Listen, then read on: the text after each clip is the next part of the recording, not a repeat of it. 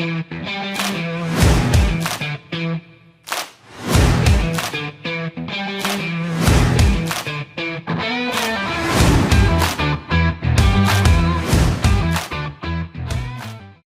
name is Daniel Chamberlain. I'm a football coach, entrepreneur, business owner, dad, husband, all the great things in life out of Northeast Oklahoma.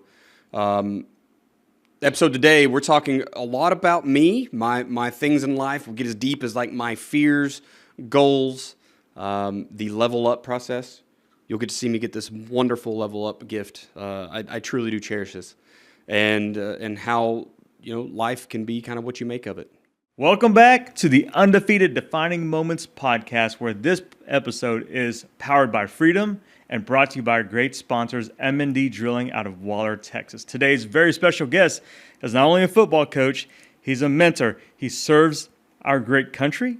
He's a teacher. He's an entrepreneur, and his wife is amazing. Today's very special guest is from the Oklahoma National Guard. He's an instructor and platoon leader. Welcome, Coach Chamberlain, to the podcast. Thank you very much. Yeah. It's honestly an honor. I love the setup. Everything's been so cool. As a fellow podcaster, you've got it going on, man. This is wonderful. Yeah, you're a fellow podcaster. Let's talk about your podcast. You got two of them. One you do pretty consistently once a week, and the other one, not too bad.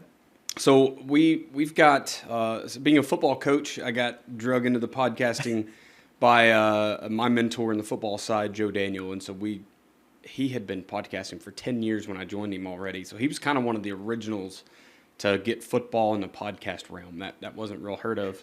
So I joined him, man, I think I'm going on 5 years now, 4 years maybe. Man. And then 2 years ago, we started another one with Kenny Simpson out of Arkansas. And so that was the football coaching podcast was the first one. Coaching 101 podcast, the second one. And those are both just weekly drops and just getting to talk ball all the time. We were kind of pre-recording talking about coaching and how it matures you. Like, we're talking about getting better as a coach. Start talking about football to other coaches. Like, they will drag you if you're wrong, right? They're not, there's no holds barred. So that was awesome. And then we started Voices of the Heartland last year, and it's kind of been a work in progress. It's the third wheel. It doesn't get all the love it probably deserves, but we've had some great guests. Dr. Sean Baker came on and talked about, kind of his diet with the carnivore diet and just eating only meat and health. And he's in his late 50s and breaking world records with physicality and stuff. Yeah. He had been on the Joe Rogan podcast, and I just reached out and he's like, yeah, I'll come on and talk. So that's amazing. Talked to a lot of authors, just a lot of really good people on that. That's what we're looking for that podcast, just try to get great voices out there. So, that's awesome, man. Yeah. Real quick, the American flag, what does being an American mean to you?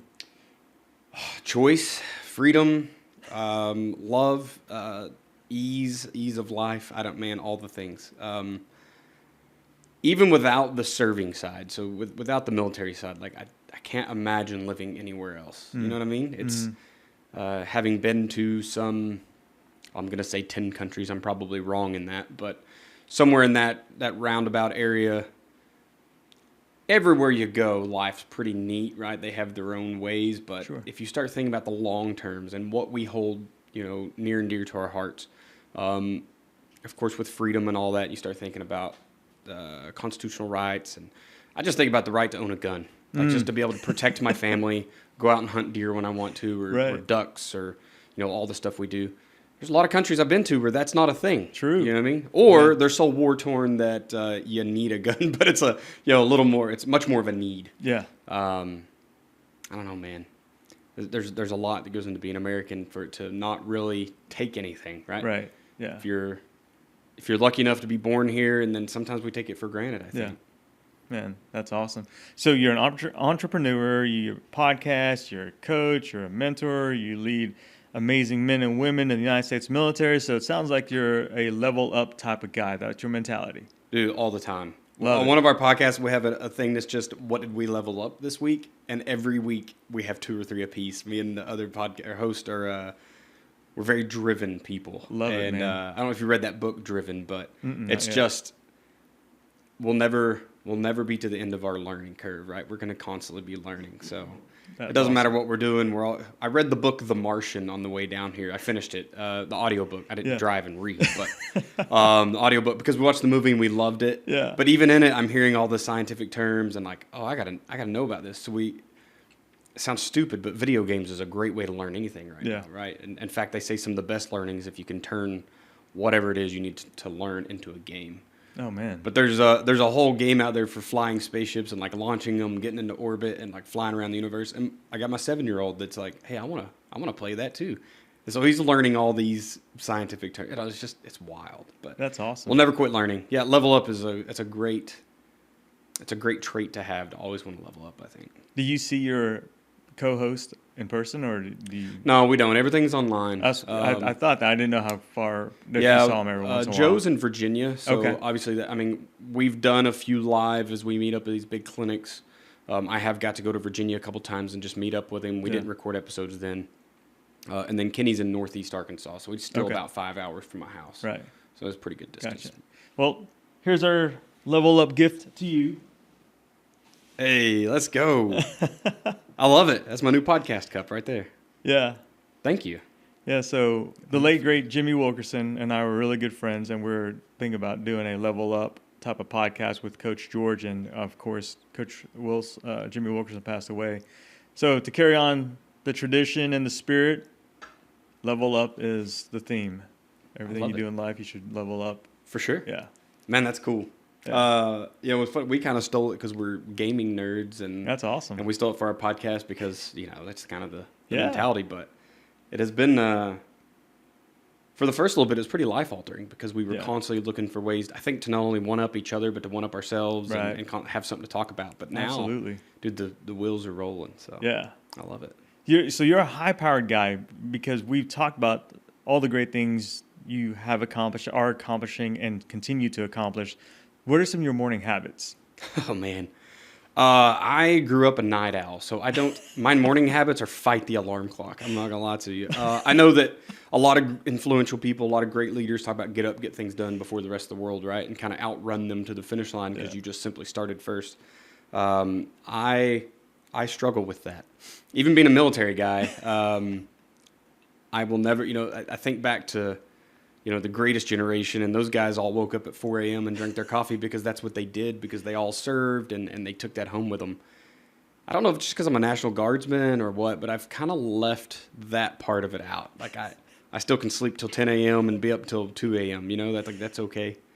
But I do find like my most successful days are just get up, start getting things done. There was that Navy, I'm going to screw his rank up, so I'm not even going to say one, that did the University of Texas graduation, right? And he talked about just get up, make your bed. It's all about getting that first thing done. And then you start stacking completions, basically. And there's a lot to that, man. And now that I do work from home and I am an entrepreneur, I got my own stuff going on, days that I don't do that, they're kind of laggy and just drug out. And, man, I don't get anything done. Those mornings I can just get up and get to work, though. It's pretty good. Yeah. What's your favorite type of food to start your day? Do you fast? Yeah, I'm like an intermittent faster, so I generally I drink black coffee and I don't eat anything till well afternoon. I usually it's like a competition how long I can go without eating. Some days that's like when my wife gets home from work in the evenings, right? So I'm like, oh no, I pushed it too far today. That's how I'm a beer connoisseur, and I love like bourbon and beer, and I have to be careful with those things because obviously you can kind of get stuck in that lifestyle, but that's how I negate those calories. It's just my intermittent fasting. So what time did you start last night, and are you still fasting now? So probably I think we ate dinner at about 8:30, and I did eat on the way down. But it's we're going on 2 p.m. here, so yeah, about noon today. I stopped in Tulsa and ate. So. Okay, I started last night at 7:30. I'm still going strong. Water and black coffee. See, you got me beat. Today only, though. I mean, I don't know. I try to go to about 3 o'clock every day. That's a good time. Yeah, I think the more science comes out in intermittent fasting, and the more you pay attention to the papers written and everything, it's like obviously the longer you can go, the better. Yeah. We generally don't set a cutoff time. Like I said, I just kind of forget to eat in the morning. So yeah. Yeah. It's good. You're a carnivore guy, so do you like what kind of meats, and do you smoke meats, barbecue? What do you do? Oh, it's smoked, man. Love them. Yeah, we kind of do a little bit of everything. In fact, so I got a Traeger like 5 years ago or something. And if you don't own some, I know pellet grills are like, when people want to talk into the smoking world, like you can get to a fight if you're not careful. You've been in a fist fight over, an offset smoker versus a pellet smoker. But let's be real. I mean, life is fast, and we're all trying to fit as much as we can in 24 hours. And what I don't need to do is be out there tending a fire. If I can set it and forget it, and I'll lose 10% quality, who cares? It's like an 80-20 rule, right? You get 80% of the outcome in 20% of the time, or whatever. I don't know. There's 1,000 80-20 rules, by the way. But pellet grill makes it great. But we started even like smoking our steak. So like if I'm just having steak night at the house, it's just reverse sear all the way. Man, I mean, everything is on the pellet grill. I love it.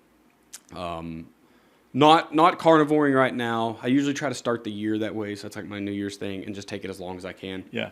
The first year that was 6 days, and it's because I had to travel to Nashville for a football clinic, and we went out to go get dinner, and there's nothing in Nashville that like you can eat. It's a socially hard diet plan, right? Because I don't know if you really want to call it a diet, but a lifestyle. If you go out meat only, like everything comes with French fries. You know what I mean? Like, hey, it's $22 for that burger, but you get a plate of fries. I'm like, I don't need the bread and the fries. Can I get it for $6? No, it's still $22. It's $22. It's just, yeah. You can eat not all of it. That's okay. So it's financially is not always the easiest, and socially it's very weird, but we make it work. Yeah. Let's talk about football. How did you get into football? Did you play or? Yes, I played in high school. I played every year, actually since like the 7th grade, I think, is when. So I came from Lone Grove, Oklahoma, down south central, just west of Ardmore there a bit. Played a couple of years up here at Beggs near the Tulsa area, but primarily at Lone Grove. Wasn't super good athlete. I mean, I got playing time junior, senior year just because it was small school, fairly small school. So I did walk on in college at East Central there in Ada. Yeah. After I came back from Iraq, and it was like, those kids were running circles around me. You know what I mean? Like I had to be 21 already, 20 maybe, and these 18-year-olds were just making me look like a fool. And I was like, what? This is insane. Just freak athletes, even at the D2 level. You know? So I walked on 1 year and called it quits. It was not for me. I came back from my last deployment was in Kuwait, and one of my mentors in life is Kenny Ridley, and he's at the time that I was playing, he was my defensive coordinator at Lone Grove. He eventually became the head coach, and I think he had like 20-ish years of head coaching before he retired a couple of years ago. But he called me one day and was just like, "Look, man, I know you're kind of looking for the next step in life, and you're very people-oriented. A good teacher, educator." In a time that I wasn't teaching school, but just militarily. Mm-hmm. He said, "I think you need to look into this coaching thing." And so, sure enough, man, luckily there was a program at the time, which we need to have a talk about that too. It got defunded. It's called Troops to Teachers. And what it did is allowed military members to take any degree and turn it into a teaching certificate. So like I have a biology degree. I was pre-med at OU. Yeah. Took the MCAT, didn't have the GPA in the MCAT to go to med school. I applied one time. I probably should have applied more, but it was fairly expensive, Yeah. Anyway, so mine was just a biology degree, and they basically made it a biological sciences teaching certificate without all the student teaching and all that stuff, which made it really cool. I think that program's been defunded now and no longer exists, which stinks because I feel like you could get a lot of guys into the coaching world that way, but... Mm-hmm. So I did that, and the fall of 2020, I started my coaching year. So yeah, we started it under COVID guidelines and missed. Let's see, we should have played 11 games that year. We played 8, so I guess we missed 3 games, just due to kids or teams having to cancel or whatever. So it's pretty wild, but that's how I got in. I was immediately hooked. Day 3, a young kid walked up to me, bawling his eyes out, and broke down his whole life story, which at that time, being, 14, 15 years old, wasn't a long one, but very, very rough upcoming, wasn't living with his family at the time. And like by February, we ended up basically adopting that kid. Wow. He came to live with us with a agreement with his parents because they unfortunately still weren't really in his life. They weren't helping him to become successful. So we took him in and helped him. So, I mean, like right off the bat, we were addicted, man. And I'm going into season 6 now. First game is next week, and I'm hooked. Like, Dang. football coaching forever. It's so fun helping guide kids to what right looks like, right? Because we don't always get that at home. Obviously, my first year, that immediately was evident. But kids from all walks of life. I mean, I've seen them all, from the poorest of the poor to the kids that have so much they don't know what to do. They're just spoiled, and kind of understanding you all end up in the same place, man. Yeah, I love that, man. Now, let's shift from football to you also taught, and how was that in correlation with football? The same mindset? You're just teaching life skills besides tactics? Yeah, I think the way that I teach did kind of turn it into, it's all the same to me. I kind of try to teach it all the same, and that is the relationships first. You have to connect with kids, and then kind of show them where you're trying to take them. Yeah. Kenny Simpson says all the time that, like, the original definition for a coach was something that took you from where you are to where you want to be, right? Almost like a taxi. Yeah. You call the coach. And so that's just where I've kind of made my mark in the teaching and coaching realm. Is I'm going to meet you where you are, and we're going to get where you're trying to go, right? And what does that look like? And teaching kids adaptability and fluidity. Like, the world is rigidity doesn't work. You know what I mean? You can't. Having a plan is great. No plan survives first contact, right? So make a plan. That's great, but then be adaptable. Be able to kind of mold to what the situation gives you. And I don't care if it's taking a biology test in my classroom or if that's getting on the field on Friday night. It's all kind of the same. I have to admit, I originally started teaching in the military with the officer candidate school at the state program. And that's a different teaching environment because it's a thing that we all need to learn. They all want to learn it because they need to kind of pass that test to get their gold bar, right? Become a lieutenant, become a future leader. And they want to be in the classroom. So they're trying to absorb it all the best they can. Well, when you get to high school, that's not necessarily the case, right? Those kids don't necessarily want to be in biology. They don't understand where they're ever going to use that in life, right? So it's a different, fighting kids to do homework is a little bit different. So it did change things for me a little bit. Yeah. Being in a tested classroom, right, where we have state tests and everything's judged on these numbers that, I mean, we've been trying to give them the cheat codes for years, and we're getting worse numbers now. I'm really not sure what the answer is in public education besides a complete revolution of it. But, yeah, it does make it a little tough. But I still just love the connection with the kids. Yeah. This will be my second year out of the classroom. And last year was kind of nice because after you've, dealt with all the things that are being in a class, for 4 years, a year off is kind of nice. But this year I'm like, man, I miss it. Like, I do miss those connections and the relationships and helping kids get through whatever their newest struggle is, right? Yeah. We as adults go through struggles it seems like every week there's a new one, right? There's a new thing a new hurdle. Yeah. And kids do it like tenfold. Like, they have 10 problems to R1. So helping them navigate life that early and look what a future successful person looks like is a lot of fun. That's awesome. Yeah, it makes you feel good inside too, creating future leaders. Yeah. Yeah. What about the military? What got you in the military? Couple things. In one, my older brother, he got in the military in basically 2002, 2003. I think got in at 17 years old in 2002. He was part of the original push into Baghdad in 2003. So, in fact, his unit kind of waited, it seemed like, an extra couple days for him to turn 18. He wasn't quite 18 when he got deployed. And so, obviously, he had to be 18 to deploy. Mm-hmm. And, it was a weird time for me in life because I was going through high school and everything was changing. My brother was gone. And when he came home, I basically just said, I don't want you to have to go by yourself anymore. So one of the primary reasons I got in and got the job I did was to be with him. He was a mechanic. Mm-hmm. He was a diesel mechanic, so he was with a truck company in the Oklahoma National Guard. And so one of my skills in life is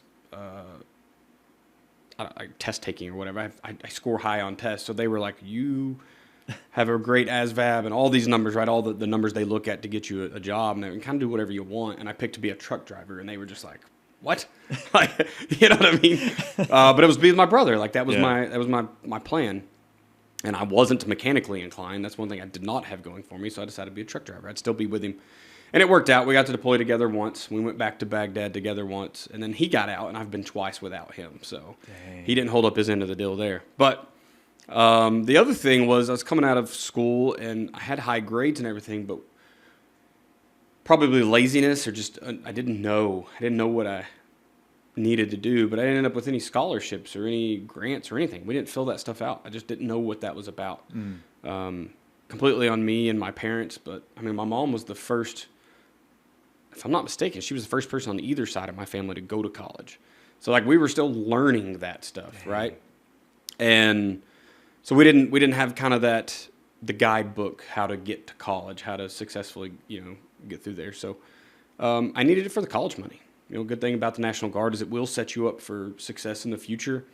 I have a 4-year degree that took me 10 years to get because they kept taking me away to war, but I have a 4-year degree in biology and zero student debt. No student loans. I never had to take a student loan. Some people did, and unfortunately, but and they have some student loan repayment. There's a lot of resources to join in the military, but a big part was like they just paid for most of school. So Wow. I think my dad made a car payment for me one time, and my mom brought groceries once. And I think that was about the limit of the, hey, Mom and Dad, can I have money? So Wow. sometimes it meant dropping out for a couple semesters and going to school or going to work and making money and coming back. But, if you got a goal and whatever it takes to achieve that goal. Man, that's an undefeated mindset right there. Yeah. I loved impressive. it. It meant a lot to me. And I do use my degree now as, theoretically. I did for 4 years as a biology teacher, right? And it looks great on a resume now, I guess. I think with a lot of things, and when you're young and you get a degree, it's what you love at the time, but that changes, right? Where's your passion lie when you're 30 or 40? It changes. So the extravagant cost of getting a college degree doesn't always add up to, I think, what it should. Yeah. Does that make sense? Yep. Yeah. But it is what it is. That's amazing. So what's a defining moment for you that you can think about that changed your trajectory in life? I think I've had a couple, and most of the time it comes back to a failure, right? It's not and sometimes it's on my part, and sometimes it's on other people's parts. Militarily, we have this issue in the Oklahoma National Guard, and they may get pissed at me with me saying this, I don't care, but we're constantly underfunded, right? Like right now, there's just no money to send kids to school, and by kids, I mean soldiers that are at it less than 19 years, because that's how long I've been doing it. So those are all kids. But, there's no way to get them to school, to get them promoted, to get them on, better educated in their field, et cetera. And it came to one of those points about halfway through my career, and I was like, and I'm just on the enlisted side. I was like, I'm going to OCS, man. And I was kind of burnt out, really. I'd hit that. There's a couple windows or walls, if you will, that you hit in military service. I think about 7 or 8 years. And that's usually when most people's first contracts are coming up. And a lot of people get out because you've kind of dealt with the Guard is better because you get to go home for 28 days out of the month. But you kind of get tired of the bureaucracy and the politics and the dealing with, I don't know. It's a different animal. A lot of people get out there. I didn't. I decided to push through past 10. And then in about 12 to 14 years was the second one. And it's because you're on the downhill slide. The government's kind of got you over a fence because you know that if you just do 8 more years or 7 more years, you're halfway to your 20-year retirement, right? And so you really want to stay in, but you're tired. And then you get like that third wind, and then at about 17 years was the second, like my last one that I hit. But I kind of hit that 12-year wall, and then we couldn't get to school, and we couldn't get promoted, and it was like, we're all just stuck. We're really, really stuck. And I ended up going to OCS, and I actually completed officer candidate school through the state. I didn't commission due to some other situations, but I got to go through the program, and that was really big for me because that was the first time in my career, in my life, that I had been taught what leadership was. Yeah. how to develop it. How do you measure it? How do you measure leadership? And before that, I think of the leaders in life, and it was like outside of the family. Okay. Yeah. Because I think we all look at our parents usually as like some form of leader, whether good or bad. You learn, one thing or the other from them. But my football coaches were the leaders, and then immediately after that was like military leaders. Mm. And they're not all great at it, and it's not really their fault. No one's teaching them. No one's developing leadership, right? You were a coach. It's pretty hard to be a high school coach. Got to worry about teaching biology, and then also to run a leadership program, or especially when it was never taught to you. Like your head coach, like mine, I can think of as playing. Like he'd been at it for probably 20 years at the time, so he came out of the 80s, 90s, and I'm early 2000s kid, right? So what were we thinking leadership-wise in the 80s? Like there wasn't a lot in sports. It was kind of just do it my way because I said, which is, I think we're finally kind of slowing that down. We're getting a little more to the relational coaching. Sure. But anyway, all that just say there wasn't a lot of leadership development anywhere in any of my life path prior to that. So getting to see that was just eye-opening, and it made me realize there's a whole window of opportunity here to better people's lives, to better them, whether it's reading the Extreme Ownership book by Jocko Willink and just passing that along, right? Like that's something I live by now, and I teach. My soldiers hear it all the time. My football players hear it all the time. People in my life hear it all the time. Like, you've got to be responsible for yourself. You're responsible for everybody, right? Yeah. It's just how it works nowadays. Or maybe it's the be no do model the military uses, right? That's their big leadership model. Just understanding those concepts and being able to better people's lives, enrich their lives because they can be a better leader. Yeah. I think that was a huge defining moment for me, was passing that class, graduating that school, and then carrying that on with me. Obviously, I think about that the first week of football practice, my first year, and Shannon came up to me in tears and just told me his story. And I think my wife and I kind of had that conversation that day, like, is this going to be every year at football, right? Is there kids out there in this bad? Because we know there are. My mom was a DHS worker for years. I know there are people with terrible, terrible circumstances they're living in, right? Young kids, unfortunately. And so Shannon was just like another example of that. But the ability to try to set his course right and just give back. And it ain't like we had a lot, but hey, we can take this kid in, get it. We took him school clothes shopping for what he said was the first time in his life. He had never gone school clothes shopping as a junior in high school. Like, I can't imagine that. Like, that's, Mom would starve to ensure we at least went out and got a new pair of shoes or something. For sure. Right? Yeah. So that was a defining moment, less in like learning something new, but more in just being able to give back and enrich someone else's life. I'm sure there's more. Life is full of them, to me, right? Yeah. Everything, it's part of that, the level up mindset, right? Yeah. Every time you level up should be a defining moment, honestly, I think. That's good. I like that. How did 2020 change you? Or did it? No trust in anyone, honestly, right? Like that's the sad part about it is once you've you've gotten burned, you touch the stove, you don't touch the stove anymore, right? Yeah. That's the bad part about it. It's like I don't think we'll ever trust our leaders again. I mean, it'll be very, very hard. Mm-hmm. It made us get back to what's important in life, like family. Life was fast, and it still is. But life had gotten really fast. Yeah. I mean, we were living in Broken Arrow, my wife and I, and we just had our first son, and she's a PT, and we were looking to be a contract PT family, which meant we bought a 1-ton pickup, we bought a 44-foot RV or a trailer, and she had laid out our first 3 jobs, and it was like we were going to Missouri and then Boston, Massachusetts, and then Alaska. Like that was our first 3 contract stops. Okay. The plan was in action. Like that's how fast life is. We were going to leave everything we know to go make money, right? Yeah. We were about to go chase money. And luckily she got a job offer in Jay, America. Jay, Oklahoma is where we're from. To do physical therapy there, and it basically matched the monies, not quite, but pretty much, especially when you take out all the traveling and all that. Yeah. And it put us right, and that's where she's from. That's her hometown randomly. So Wow. her parents are there. So we're still there all these years later, and we love it. But we got there, and that was before, that was the fall of 2019. Yeah. So going in the spring of 2020. And then, of course, that March, the world shut down, right? Yeah. So Yeah. life got slower. We got back into the important things, kind of that family first, helping your neighbor.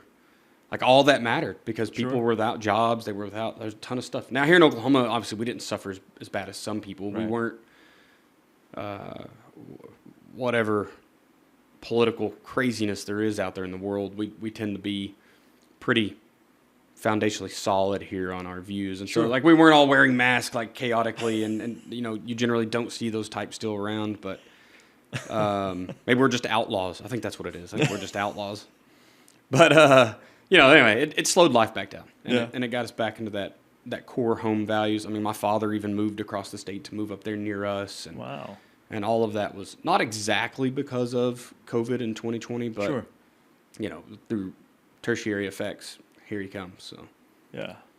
That's fascinating. It's always fascinating to hear your perspective on how 2020 changed you or made you stronger, how to separate you from other people. So I think it you could pick. You could let it destroy you, right? We a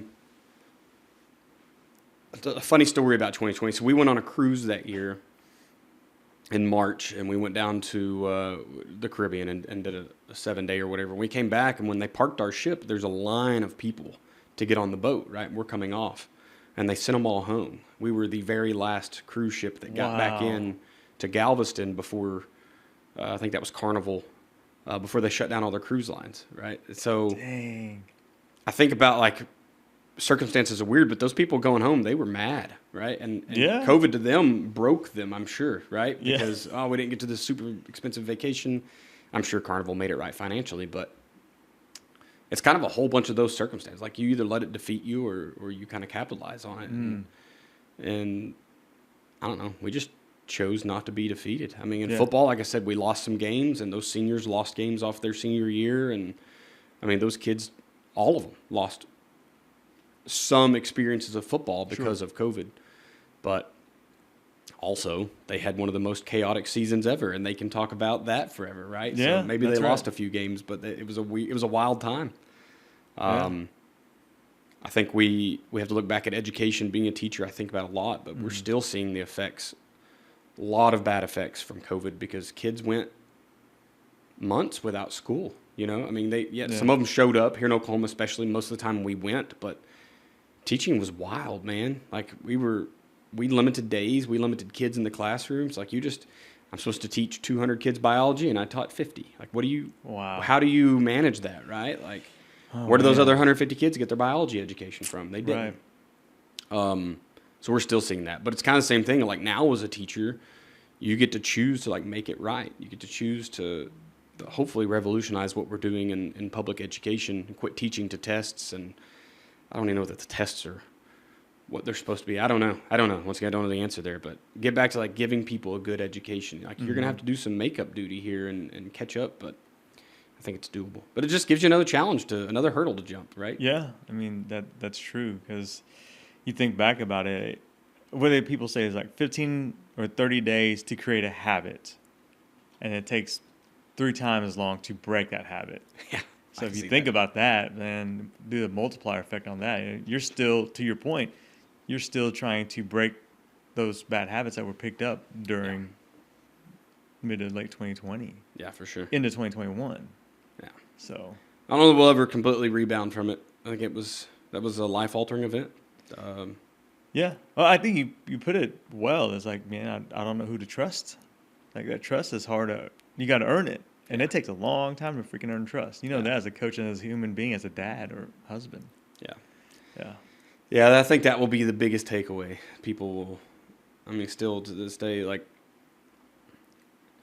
once again, the geographically where we're at, even if you go into, like, vaccines, right? I mean, my son, which we were educated enough, my wife being a PT and myself being a biology major in school, we delayed a lot of our kids' vaccines, Yeah. right? Like no, you're not giving him 7 shots today. That's insane, right? We're Right. going to get maximum of 2 or 3, and then we'll come back. Right. It's okay. We can come back again later. Sure. It just that we would have done that regardless of 2020, but now there's people that just aren't going to do it. Yeah. And now look what's happened with the Make America Healthy Again movement, right? Like I think we're about to see a lot of change, and a lot of that came from COVID. If that doesn't happen, which for whatever reason it happened, we may not be changing any of that. Right. So it really was a catalyst for hopefully a good overhaul of a lot of things. And a lot of the trust factors. They're going to have to get back to like being a little more open about things, or at least showing true proof of why we do things. Right. This is already the generation of like kids want to know why. As a football coach, you did it because coach said so, and now it's like you better have a reason for them. Sure. Now I think we're going to get into that real heavily within the politics and within the health sector, and I think it's for the best, honestly. Yeah. So question everything mentality almost. For sure. Yeah, I like it. What are a couple questions you wish people would ask you, but no one ever asked? Ooh, that's a good one. I don't know, man. There's so many professionals in the world, and I'm not one of them, So, I don't know. Tell you what, I don't truly know an answer to that question. I don't know what I want people to ask me. I'm relatively a leave me alone guy, so go ask someone else. But a question we ask our kids a lot, and probably pulled it out of a movie, but I ask what his dreams are and what are his fears. So I don't really want anybody to ask me that, but that's a question I think we should ask more people, because I think it gets down to like, what do you want to do in life, and what the heck is keeping you from it, right? Like, sure, yeah, I agree. For him, he's 7, and I've got a younger one, a 3-year-old. But what are your dreams, and what are your fears, and just see if we can boost one and knock out the other. That's awesome. If Elon Musk hears this, my 7-year-old literally wrote the other day that he wants to build exoskeletons and robotics as that's what he wants to do with his life. That's awesome. Yeah. And it actually said he wants to be a weapons engineer, which is scary for a 7-year-old to be. He basically wants to be Iron Man, but that's great. Yeah. So Elon, there you go. I don't know, man. That's a really good question, and I'm sorry I don't have a true answer for you. What are your fears? To not reach my full potential in whatever it is, whatever this life is meant for. I don't know. Maybe never finding my calling. I don't know. I think it's why I strive to do so much. It's like we can always do more. I hate to just not try something because of what if it doesn't work out or whatever, which is weird. Like I don't have that fear. Like we're just going to go. But yeah, not reaching my full potential. I don't know if that means as like a professional or as a father or a husband, all of it, a Christian, whatever my potential is, I'm always afraid I'm not going to reach it. Yeah. That's it. Wow. Well, let me frame this question. What do you think you will regret not doing in the next 5 years? Nothing, because I am doing it. Okay. I like it. I might regret not just relaxing every once in a while. Yeah. You know what I mean? No, man, we're so driven. We're so heavy, like level up and moving forward, progress. My wife is growing a physical therapy clinic, and I mean, like, she has quadrupled it this year alone. Amazing. Right? From Wow. 2 years old, and we kind of drug by for a couple of years, and now it's starting to take off a little bit. But and once again, like, it's hard to get the chance to do that. That's not, most people don't ever. It's scary. Yeah. But I found the perfect person for me in life, and we both just go, nah, go do it. Like, Yeah. what's it going to hurt, right? They're going to tell you no. Right. I've been told no before, right? Yeah. Like, it's not going to hurt my feelings. We'll just find another way to do it anyway. So, I might regret that we're so fast forward. We're just going to go do stuff. Yeah. But honestly, even if that happens, it won't be a true regret because we're going to have a blast doing stuff. Yeah. That's awesome. Yeah. Kind of really good advice because, Neutron here, our producer, he's got a pretty serious girlfriend. And so, he listens to these podcasts, he'll pick up on some things. What do you think, Neutron? I ain't going to say nothing. Go for it, man. Leave me out of it, man. No, I think you talk about regrets. We often hear like you'll regret not trying more than you will trying, right? And I think I've kind of taken that to heart. We just really live in that. What's the worst? Like it'll buff, right? Like just go. Yeah, that's right. Just go. What if it costs you money? It costs you time. As long as it doesn't cost my family, I'm pretty okay with it, right? And so that's like I joined even as a coach. Like I joined a community or profession where people were giving so much to this sport, and they're spending 100 hours a week to win a football game, and we've kind of approached it with this mindset of, guys, how do we cut that in half? How do I give 50 hours extra a week to my wife and kids? And it's not everybody loves it. Some people frown upon it. How do you have the audacity to be in this profession for 4 years and you're trying to change the way people do things? Like, I don't know. It's just who I am. Why not, right? Yeah. So yeah, what's it going to cost you? Even if it cost us everything, Sure. everything on earth, and I still got my family, we're going to be okay. Yeah. We'll start over. I love Luckily, that. we have that entrepreneur mindset, so I'll start, I don't know, selling sand or something. We'll find something we can do. You know what I mean? Probably could sell some sand. A lot of energy companies could use that sand on frack jobs. There we go. See, yeah, I've been there. I've been on a frack job before. They do need sand. That's all of right. them. So maybe I can sell it to them. There's no. I don't know. We're gonna try not to have any regrets. I love that, man. So you guys are fast forward. You guys are go-getters, 0 to 60 in 1.2 seconds. If you do slow down, what do you like to do on your downtime? I'm a deer hunter Okay. and a video game player, and my kids currently race quads and like motocross. That's awesome, man. So that's our free time. Okay. Because there's no more free time. I picked a profession and a hobby that take the same time. So in the fall, right, is deer hunting and football. The motocross stuff, this is our first year in and we're loving it. But, that's spring and fall. Yeah. So that covers that.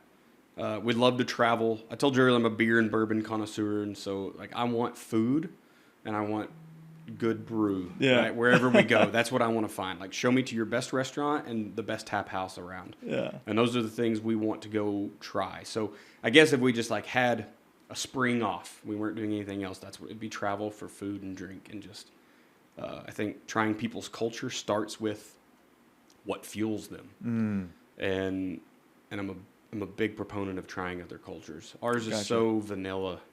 You know what I mean? It doesn't matter. Like y'all live here in a big city. I live in a small town out in the Podunks, and it's still the same thing. Like, where's the local Mexican restaurant? We're gonna go there. Yeah. Italian's not really a thing here, so we don't get a lot of that, except Pizza Hut, I guess. So that's Anyway, so our culture is very watered down in America. I feel like it's just explosions. Like it's just fireworks for everything now. That's our culture. So I like going and experiencing, like walking on a street in London, and you realize that the cobblestone my feet are touching are older than my entire country. Yeah. The oldest thing that America has to offer, this street is older than it by hundreds of years. Like, that's a crazy experience. It's something wild, and you can't. It's hard to replicate. I got to go to Germany, and in Germany, and it's not all this way now, but for a while, like the brew you drank in Germany came from that town's brewery. Yeah. Like that town produced beer at its own brewery. And so, getting to walk through towns in Germany or take a train over, several hours and then walk through a few towns and just go try their local beer. What does it taste like? And I don't know, man, that's a heck of a way to spend life. So yeah, if we slowed down, if we were mega successful next year and we could just go do what we wanted, that's what we would do. My wife would lay on a beach. That's all she wants to do. Yeah. I hate the beach. So I would just sit at the restaurant and drink cold beer. I'm a beach guy, so I can chill. I understand. I tell her all the time it's because of Iraq, right? Because it was so hot and sandy. And I'm like, the last thing I want to do is come home and go to a hot, sandy place. Yeah, that's true. I can enjoy it a little bit. I also burn. I'm pasty white all the time. Yeah. My dad gave me the genes of like I burn when the sun is rising on the first day of summer. I've got a sunburn. So Yeah. she does not. She tans great. So she likes it's a little easier for her. That's funny, man. What piece of advice would give your younger self? I think when I was growing up, number one is don't change anything, probably. Mm. Growing up, I found out pretty early I didn't fit in any one group. I had acquaintances or even good friends in every group. So, there was the jocks, the nerds, the preps, all those groups, the cliques we see in schools and in life, really, unfortunately. But I could kind of chameleon into any of those groups for a little while, but I didn't stick to any of them. Yeah. And that's been so helpful growing up. Like now that I'm, I turned 38 in January, and it's like it's been one of the coolest features of my life. You put me in a room, I've never met you before. You throw me in a room with you, and we're going to get along great, right? I can go talk to, people from my grandfather's generation, and my life experiences allow me to just sit and converse with them, right? Yeah. I have had some of my best times in life just talking to World War II veterans and Vietnam veterans about their experiences and just correlating it to my own and how life doesn't really change. Nothing changes. But Right. So just keep kind of, if I was talking to younger me, just keep being a chameleon, man. It really does work out later in life. The other is quit worrying so much about what people think about you. And I still struggle with that today. Well, I say that. I think I've gotten over it, and now it kind of goes the other way. I've gotten over it so much that I probably have not enough filter sometimes now. So maybe find a happy balance, younger Daniel. Gotcha. Figure out where, like, I don't care that you care, but I need to care that people care. Sure. Does that make sense? Yep. So that you don't run yourself out of every room. But yeah, man, just be you. Figure out what normal is and hover around it, probably, right? Yeah. Like the extravagance, be you is not the answer, I don't think. Like being super extravagant is just still, Right. It doesn't allow you to be a chameleon. So, yeah. Man, what are you most proud of?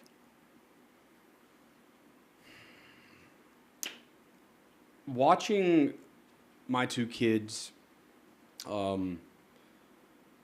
they've gone through, they had a lot of experiences. And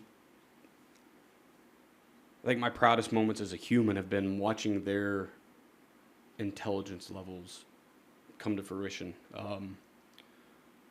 And it's always the little moments, right? It's always those little things. My 3-year-old read a thing on the screen the other day while we were driving down the road that just said how much time we had till we got home. And I'm like, you can't read. But you told me we had 37 minutes till we get home. You know what I mean? Like, what? Watching my 7-year-old, when he started learning how to read and comprehend, and I'm a gaming nerd, so I've turned him into one too, but just watching him take on these very challenging tasks in video games, and people take them or leave them. We like them, and I think there's a lot of mental development that comes along with these games, right? But just watching them just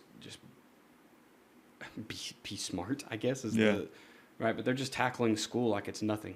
And they're just chewing it up, spitting it out. The youngest hasn't quite started yet, but still, I mean, he's doing all the things his brother's doing. He's trying to learn how to write, and it's like he's 3. I don't.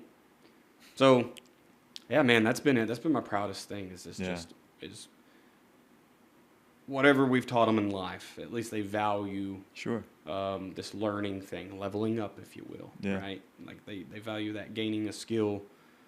We're still working on the practice makes perfect portion because, my 7-year-old doesn't really want to practice. Weirdly enough, he doesn't like sports. He says he likes soccer, and he doesn't. He shows up to the games he doesn't want to play. Not really. But he doesn't want to practice anything. So we've got to get over that hump. The little one is like every day he's like, I got to practice so I can be better at everything in life. It doesn't matter. Jumping off his bed, ooh, that hurt. I better practice so I can get better. You know what I mean? Funny. So just, watching them be completely different with somewhat the same DNA is wild. But yeah, man, I think that's the thing, is the kids. Yeah. All of it. It's when you've had a lot of life experience, you've had a lot of life screw ups, and getting to see that it all turns out okay in the end, right? Biologically, we're all here to reproduce. That's our only real thing in life. Right. There is no meaning to life except pass on your DNA. That's what biology says, and I succeeded in that at least. So that's awesome. How do you earn to be remembered, Coach? I think just as the guy that would give anything to you. You know what I mean? You always hear that about different people, he'd give you the shirt off his back. Mm. And I think sometimes it probably gets overused because people wouldn't literally take the shirt off their back. But that's who I want to be remembered as.